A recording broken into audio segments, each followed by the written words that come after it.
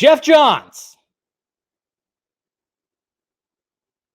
Makes me wonder just how big, not his ego, not how big his head got, but just how big is that complaint file?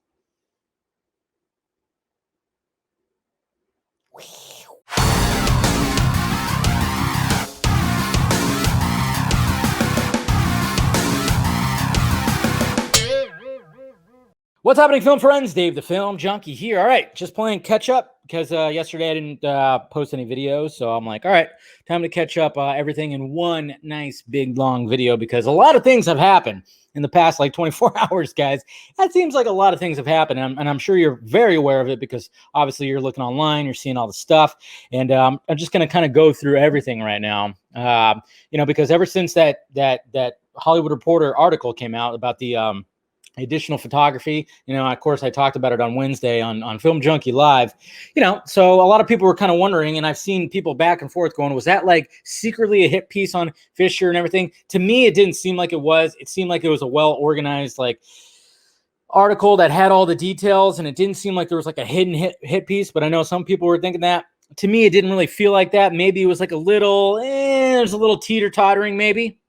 And there was a little distraction, but of course, Fisher went on to the tweets and I think he pretty much referred to it right here. So here it is right here, what he was talking about. Basically, he tweeted out, it would appear that Warner Brothers Pictures has gone from giving libelous official statements to one media outlet to becoming a source of purposeful misinformation for another. The people are on to you. The investigation is coming. Casting aspirations on me will not change that. Accountability over entertainment. So I guess he's pretty much referring to that THR article right there. And it makes you wonder. It does make you wonder how truthful that article is, because do they know exactly that? Oh yeah, for sure. Zack Snyder, he's getting people back together, going to be doing some additional photography for his Justice League and blah, blah, blah, blah, blah. And it's just kind of like, yeah, of course I did my due diligence and I was like, so what's happening? People that I know that kind of tell me things sometimes. And you know what? It's 2020, guys. Basically what I can tell you, it's 2020. Things are up in the air. They're still up in the air. Okay, nothing is like set in stone. So I'm kind of wondering where this all came from. Like, is it 100% set in stone? We know that Snyder wanted to, but it's almost like Snyder was like forcing them to, Snyder is not dumb. Okay, when he posted that slate with everything on it, do you think like he was like, oh yeah, they're going to give it to me 100%. We're going to do this. We're going to fucking do this. Or was he forcing that out there? Like, hey, I need this, so I'm going to make it this. That way it's like, oh, well, he did promise fans, and he promised a certain fan that he could come to the set, look at the slate, but with COVID and everything that's happening, I mean, everything's it's kind of wonky. It's kind of weird, And a lot of people are like going back and forth because then all of a sudden Collider comes out and goes, exclusive! We had an interview with Henry Cavill when it comes to, Nola Holmes. And he said he's not going to do any additional photography. Of course, that says that in the headline. They put "not" in big capital letters, but within his quote, and if you actually hear what he has to say, he goes, well, things could change because now it's longer. It's like, come on. He actually admits that things could change. But of course, you got to put that exclusive out there where it's, capturing the minds of Patreons out there, right? But so who knows what's going on with that? Like I said, he didn't even say that. No, he's not. He just said right now, and it could change. It could absolutely change. Who knows what's going to happen with that? But there's plenty of other things, too, that happened right after that. So we have Diane Nelson. Remember Diane Nelson? We all know Diane Nelson. She took to Twitter when somebody tweeted out something. Okay, so first off, she responds to this. First, you got this person saying, all the comic writers who are usually very opinionated when Zack is trending, but are silent when it comes to Geoff Johns being an abuser, where are y'all at? And then somebody responded with, remember, it didn't happen to them, so it doesn't matter. And Diane Nelson responded with, oh, it happened to plenty of them.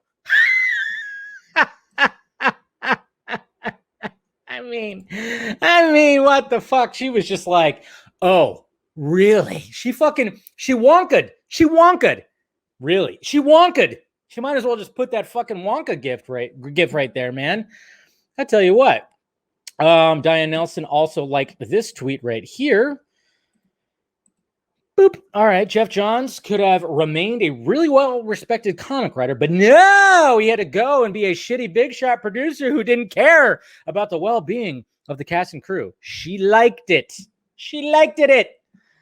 Oh, Diane, what are you doing? What are you doing? Yeah, so she liked that. Let's see. Let's remember, guys, she is not on the side of what happened. She knows shit. That's why I said complaint file. Former DC Entertainment Press President Diane Nelson. Geoff Johns is no buddy of mine. Okay, we mustn't forget about this right here. Okay, she is not the enemy, but sadly, after all this happened, she deactivated her Twitter. Understandable, because that tweet was everywhere. I mean, she just responded to somebody, and all of a sudden, you know, it just everything started blowing up. Everybody was retweeting that, quote tweeting that, and screenshotting it and all that stuff. And I mean, when it comes to her, you know, she's not gonna, yeah, we would love for her to just sing and talk about all those complaints that Geoff Johns got.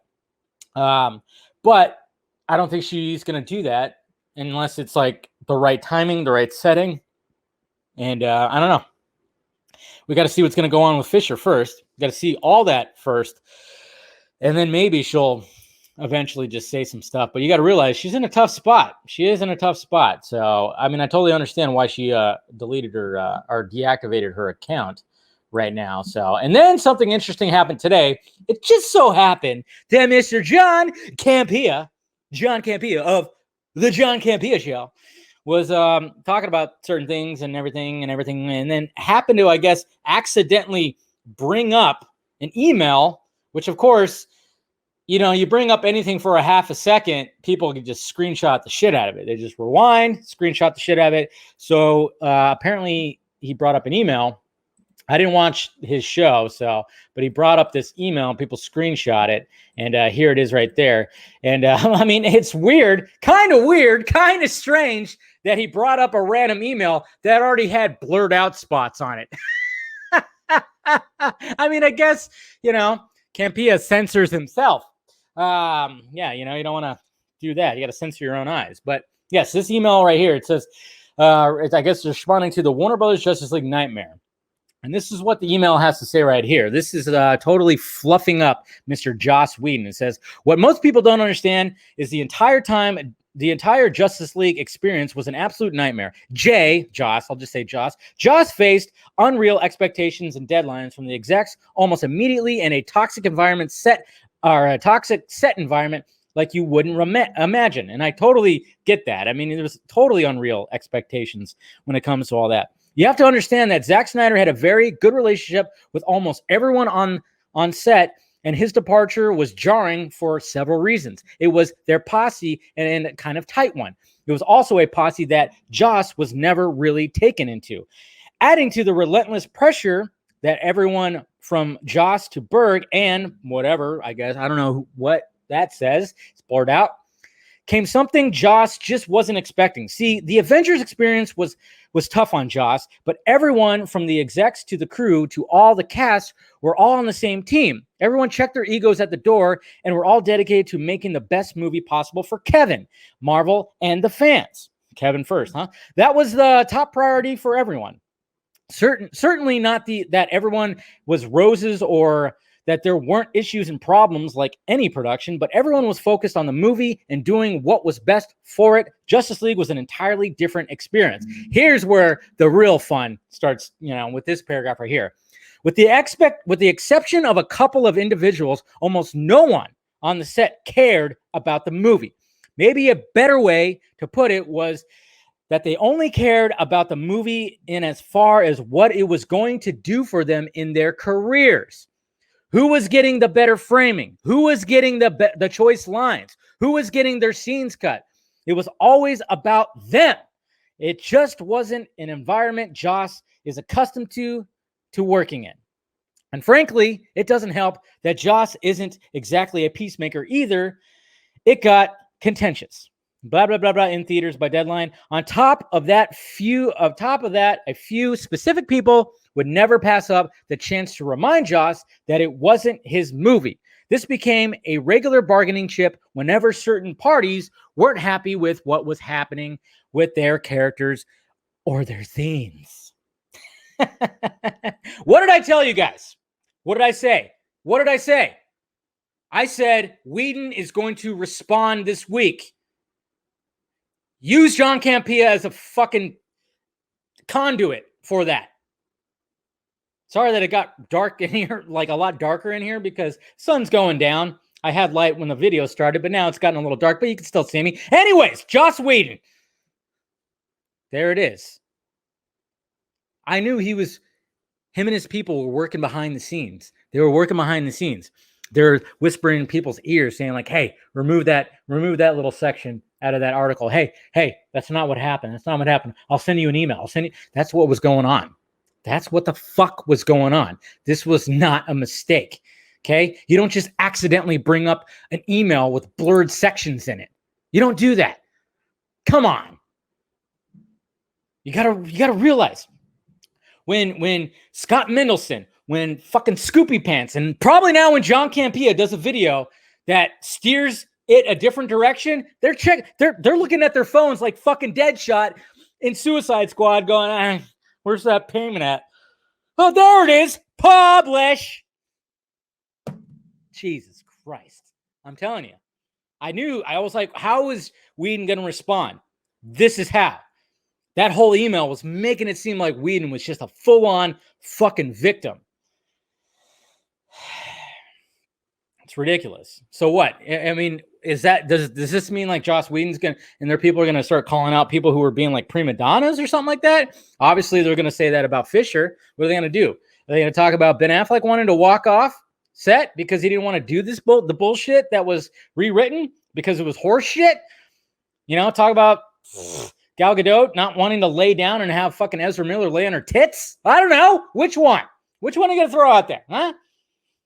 Seriously. It's just kind of funny. It's not your movie. It's not your movie. That's interesting. I don't know. It's very interesting. And yeah, more to come. Yeah, I told you, man. I told you guys, like Whedon was going to respond. And what a unique way he did. But man, you could just kind of just see right through it right there. See right through it. Accidentally brings up the email. Come on. I don't believe that for a second. I don't believe that for a fucking second. So, hey, whatever pays the bills, man. Right? You know, no integrity, whatever. And also, I'm excited to watch the Snyder Cut because Joss Whedon sucks.